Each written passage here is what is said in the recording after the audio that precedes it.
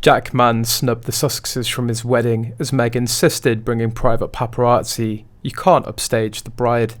Close friend of Harry, Jack Mann, tied the knot this weekend, but Prince Harry and Meghan Markle sadly weren't invited. Following Harry and Meghan's royal wedding in 2018, there were indications that Mann was more than just an usher, but actually his real best man, as opposed to Prince William. Because of this, many were saddened by the Sussexes' absence over the weekend when Mann celebrated his own nuptials.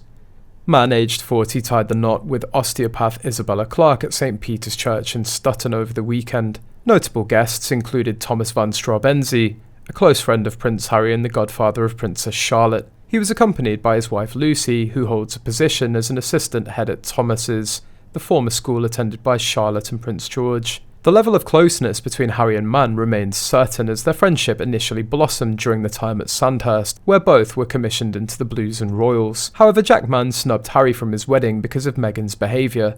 She insisted on accompanying with Harry, but it's a threat to the bride.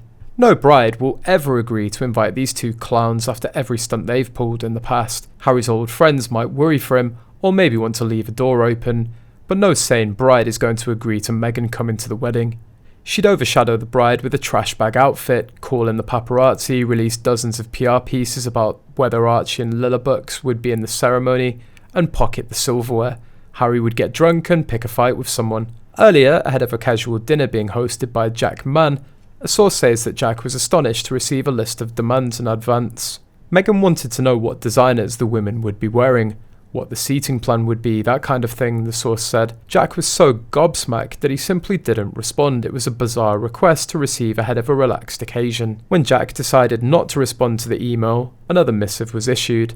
In the second email, it seemed that Meghan was especially interested to know the names of the wives and girlfriends attending, the source added. Again, Jack declined to tell her anything. So there's no way that Meghan was invited to Jack's wedding after that behaviour, and it wouldn't be considered polite to invite Harry and not his wife. And surely Meghan wouldn't let Harry go without her, so at best Harry got a message saying, "I can't invite you.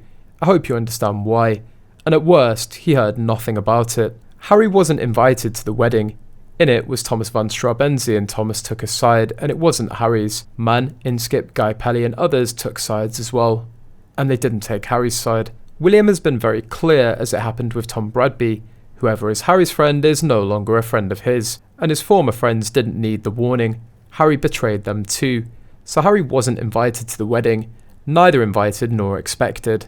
Harry cut off most or all of his friends. I'm sure it hurt initially, but enough time has passed that these friends probably have moved on and feel indifferent to him. If only a bit of sympathy for him every so often, that he gave up his entire life to be with a laughingstock. The Duke admits in his memoir Spare that he fell out with some of his old friends after he attacked the royal family on television.